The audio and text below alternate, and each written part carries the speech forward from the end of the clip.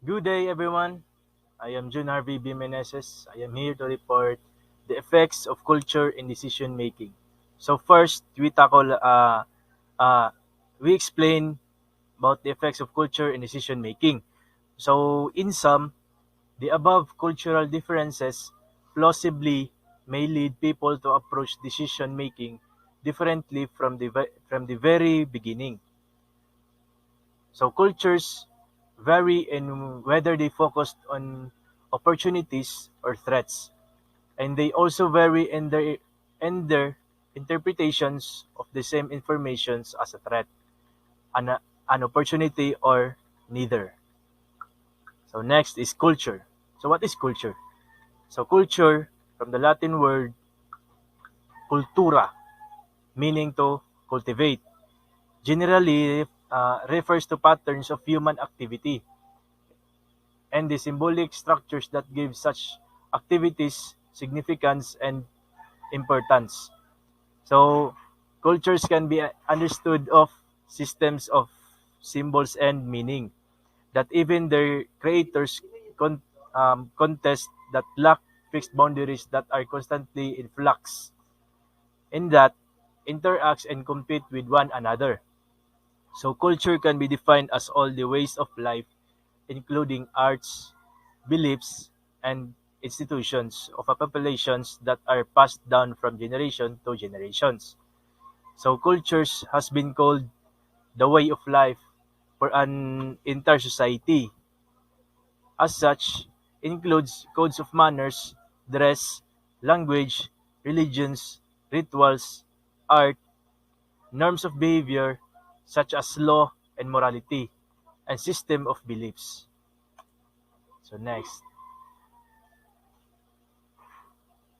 the study of culture and decision making addresses variations in how and why people from different cultures sometimes tend to decide differently. So this review is organized around what is intended to be a comprehensive analysis of the distinct fundamental questions that people must answer in the process of making virtually all real-life decisions. Our emphasis was on recent developments as well as identifying important yet neglected topics. So next, early as well as current efforts have focused mainly on East Asian and North American Caucasian cultures, with little treatment of other populations. In such studies, individualisms and collectivisms have been the dominant explanatory factors, although related but distinct concepts such as tightness and looseness have been welcome additions to recent discussions. Throughout, the review emphasizes practical concerns such as the challenges of intercultural learning and collaborations.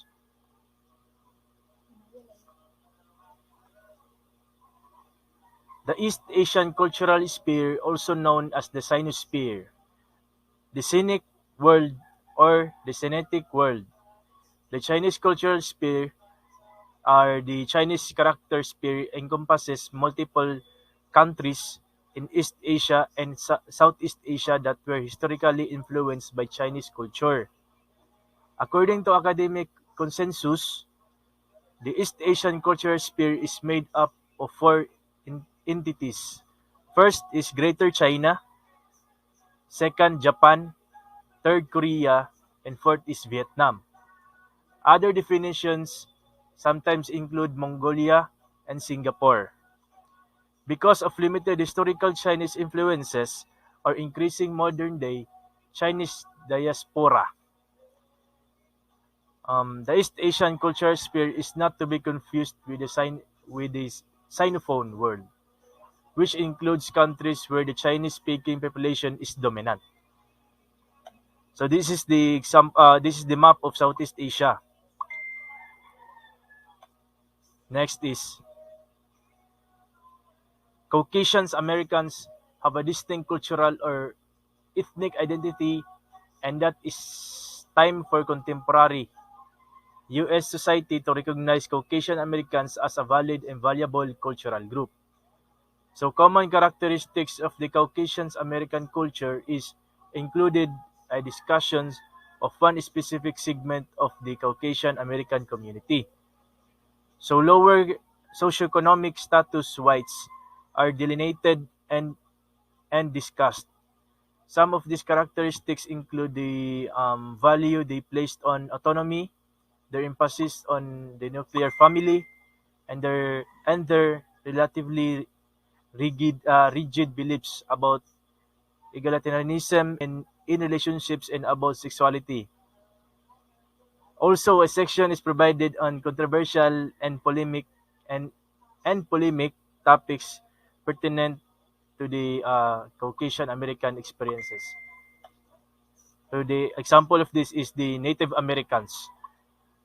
So Native Americans, also known as American Indians, First Americans, Indigenous Americans, and other terms are the indigenous people of the United States, including Hawaii and territories of the United States, as well as northern Mexico and Canada, and other times just the mainland United States.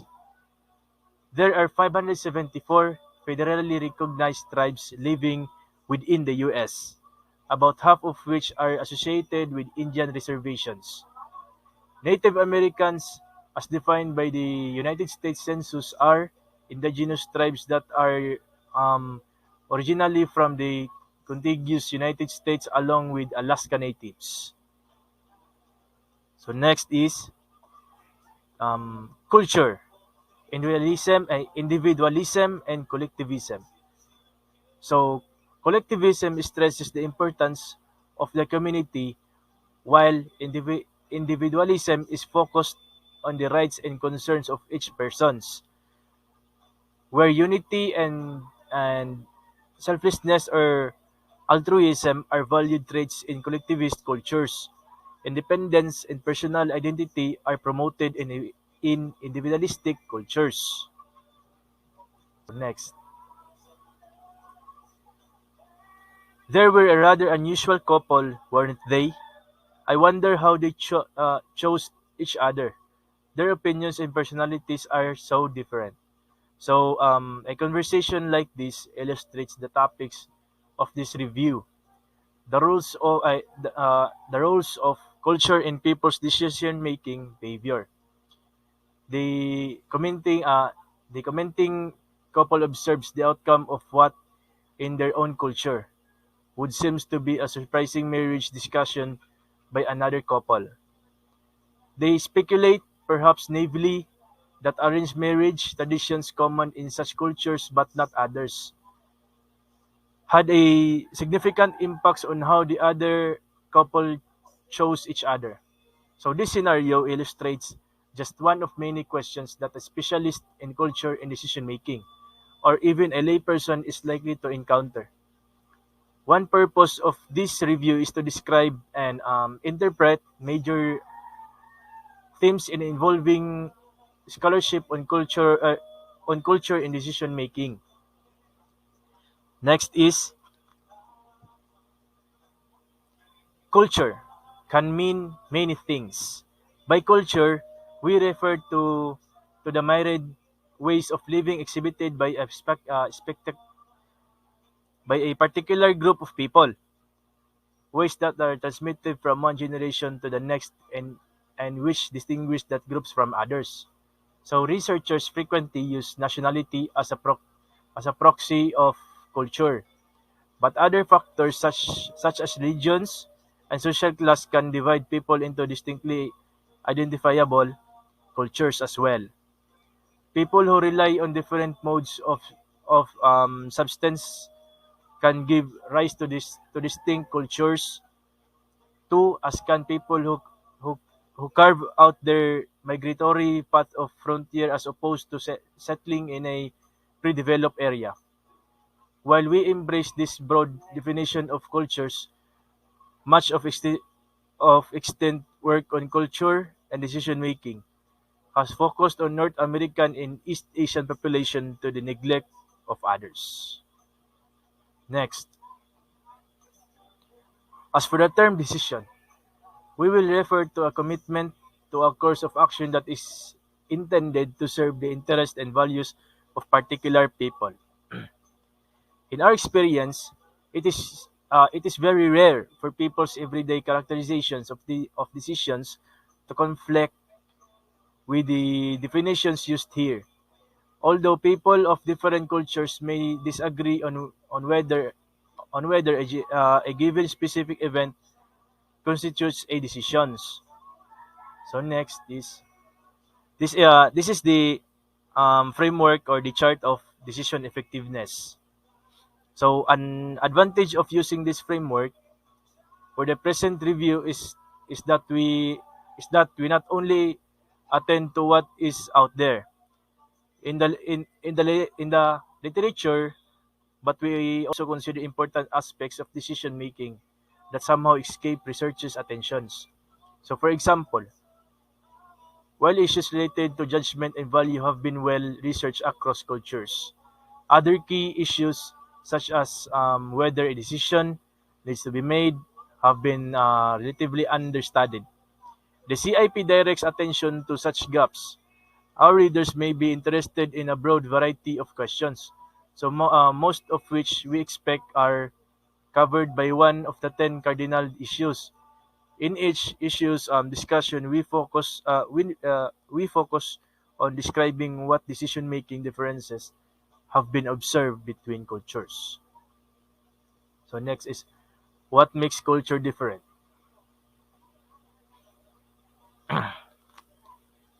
Broad social and cognitive differences have been proposed as drivers of more specific cultural differences discussed in this review. One dimension of culture that has received substantial attention is individualism, collectivism, or similarly independence or interdependence. So next,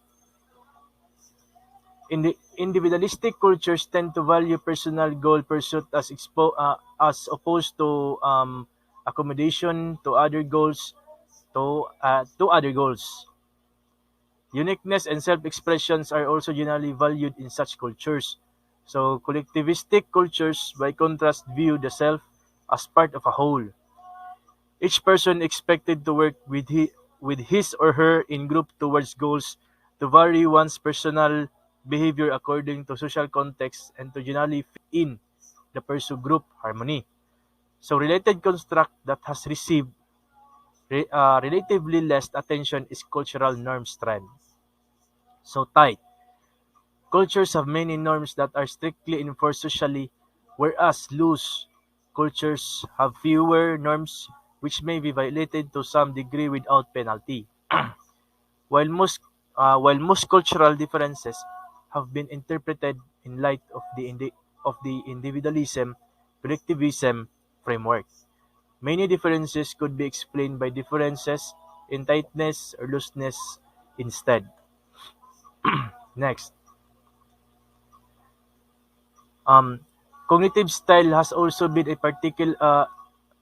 been a popular framework with which to study cultural decision-making differences. So um, holistic thinking is a cognitive style frequently associated with East Asian cultures. It is characterized by attention to context and an emphasis on relationships between entities, belief that the world is in constant flux, and tolerance for apparent contradictions. So next is, does a decision need to be made? Answer is, good decision making depends, in part, on the decision maker's ability to recognize whether and when a decision needs to be made. For example, entrepreneurs must be particularly good at spotting opportunities before others see them, and pilots must be able to detect threats before disasters befalls their aircraft.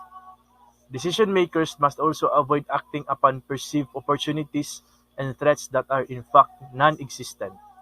So ultimately, perceptions of one environment determine whether the individual makes a decision at all, for better or for worse.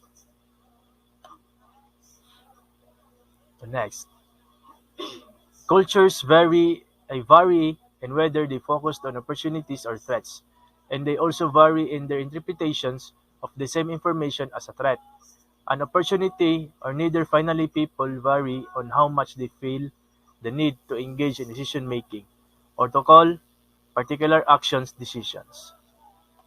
That's all. Thank you.